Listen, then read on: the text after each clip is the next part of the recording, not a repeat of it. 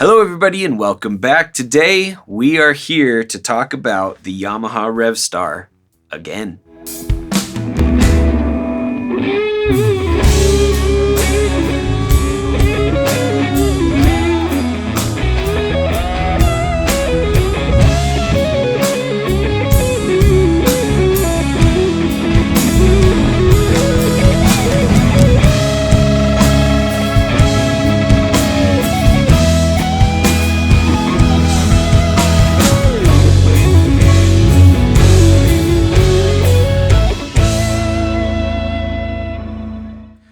Thank you guys so much for tuning in. My name is Mac Wright. If you like what you're seeing, like and subscribe. It helps out the channel. Now that we've got that out of the way, let's get back into this. All right, so for those of you who aren't aware, I bought this Yamaha Revstar around 3 months ago at this point.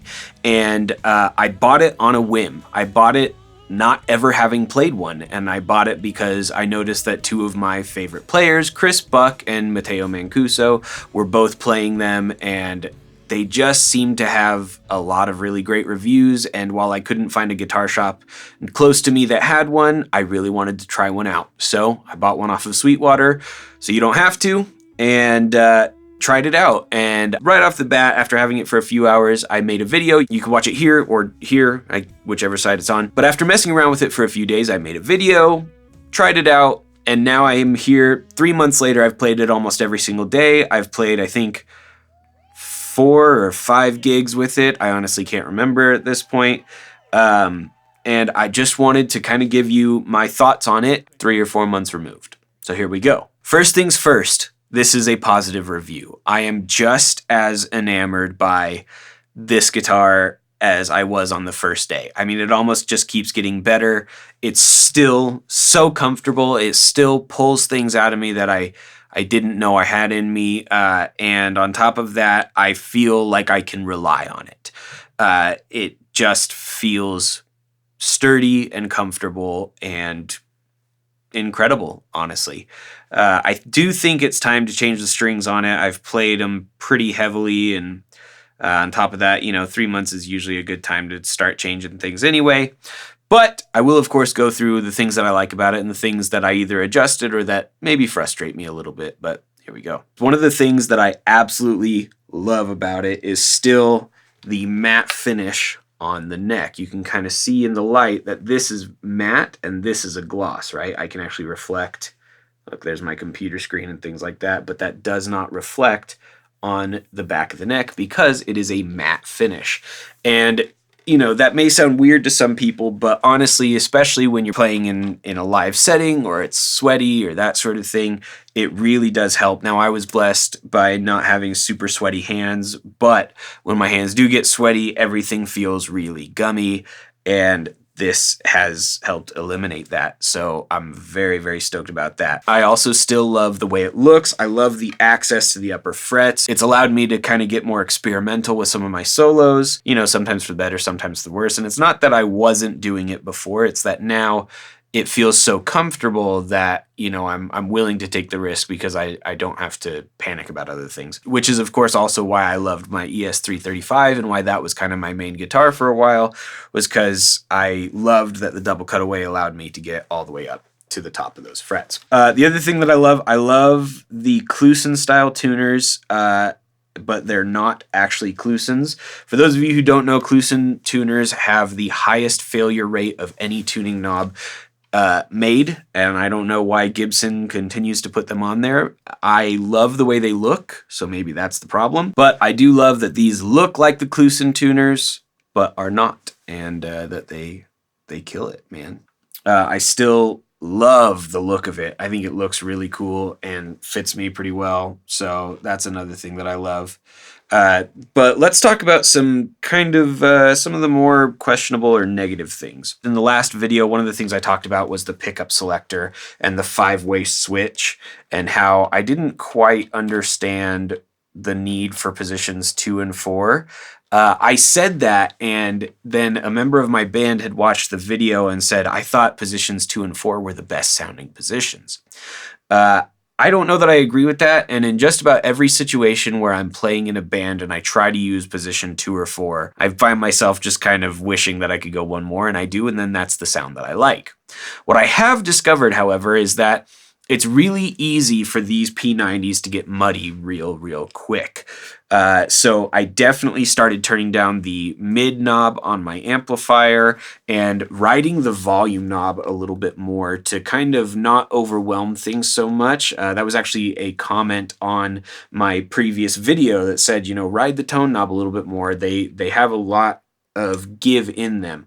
And so putting it at about a 7 or an 8 out of 10 on the volume knob really helped clear things up at times, but also, you know, give me some tonal variations. And I found that I got more tonal variations that were usable in my personal preference out of the volume knob and pickup configurations than I did out of positions 2 and 4.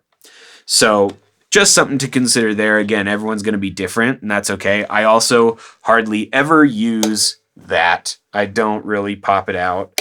It's supposed to give it that overwound pickup sound, and I don't know. It just has. I haven't found a use for it. You know, maybe I will, but I barely use it. But it's not in the way. I still go back and forth about whether or not I want to change the pickup selector out for a 3-way so I don't have to worry about hitting in between spots, because I have done that. But, you know, we'll give it some time, see what happens there. I do agree with a lot of people. They say that the bridge pickup in this is a little bit weak, and I would actually tend to agree with that. I just feel it's a little bit too thin for what we get out of this, and so when you end up going all the way to that bridge pickup, it just kind of doesn't sing the way you want it to. And this one sounds so full, and then this one backs off so much. I've tried tweaking some of the pull pieces a little bit and not really found anywhere that I like it. So I'm sure I'll probably swap out the bridge P90, you know, at some point. Who knows when. For now, it's not the end of the world, but, you know, and there's other fish to fry in terms of gear. So, yeah, still probably will swap that out, but for now it's not the end of the world. I do love the way this metal tailpiece looks, and I love a tailpiece on a guitar. It's one of the reasons that I love my old 1959 Gibson, which you can see a video on here or here, wherever it is that I feel like that break angle and that extra length really just provide a feel on the strings that I really like. They feel smoother to me. And I've noticed that because I've tried both. I've tried, you know, tailpiece, no tailpiece, and for some reason I always tend to lean towards that tailpiece. I top wrap all of my Gibsons because it leans a little bit more towards that tailpiece feel. But the one downside to this is that I think, and I could be wrong because I haven't taken it off and tried it out, but because this metal piece is here, it is a little bottom heavy. And so I find that if I let it sit on my lap and if I play it, you know, after a while, especially because once I put my arm on it, you know, it raises the neck a little bit and then it just starts to slip off of my lap. And I think that just has to do with the extra weight there, you know, and that's easily remedied by, you know, getting some what is this stuff called? Like drawer liner or whatever. This stuff, it's like the beaded. Let's see what, oh, there it is. Yeah, it's this beaded sticky stuff. And I'll just put that on my leg here and then rest it on that, and then it doesn't really rock anywhere. I've done that with SGs, and my ES335 does that as well because it's such a big body with that and that center block, and it really causes it to fall off your leg while you're playing. So that's something that's like a little annoying, but you know, when you're standing up, it doesn't matter. So there's that to think about too. The next thing is I did actually do a small modification. I actually love the look of these metal knobs. I think they're really cool. I like how they have the grip with the space underneath, but I also wish that I had the numbers on them like a typical top hat on a Gibson. So I took a metal stamping kit and pulled the knobs off and made some pretty, you know, poorly done numbers on it so that I could really see where it was. Obviously, there's a certain amount of feel to this and just using your ear, which I completely understand, but I also wanted to make sure that if I was starting a show off and I had a setting that I liked, that I had it there. It's the same reason we have the little knobs on our pedals, so that we know where those volume and gain knobs go without having to play through it. So that was something that I did to just modify it a little bit. There's probably a better way to do it, but that's what made the most sense to me. The last thing that I'll say that is a little bit negative about it, I had it for about a month when the input jack came loose and I had to unscrew it and tighten it down. And, you know, all Strats tend to do that at some point, so it's not the end of the world. I always wish that there was some sort of better solution for that. I know that every luthier has their own tips and tricks on how to fix it, but for some reason I just always end up with jacks coming undone. I don't know. If you're still fighting, then I'm still fighting too. And if you're still trying, then I'm right there with you. And if you're still fighting, then I'm still fighting too. And if you're still trying, then I'm right there with you.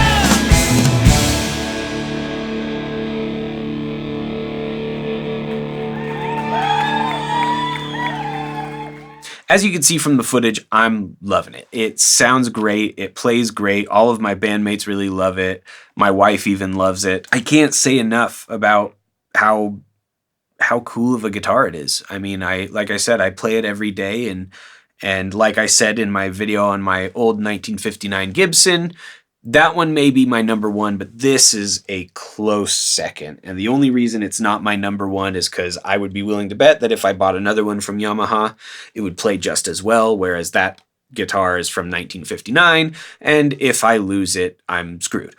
So I am definitely still a fan of the Revstar. I love it. I think it's great. I can't get enough of it. I want to keep playing it. My students love it when they play it. And I would definitely say that it is the best electric guitar for under $1,000.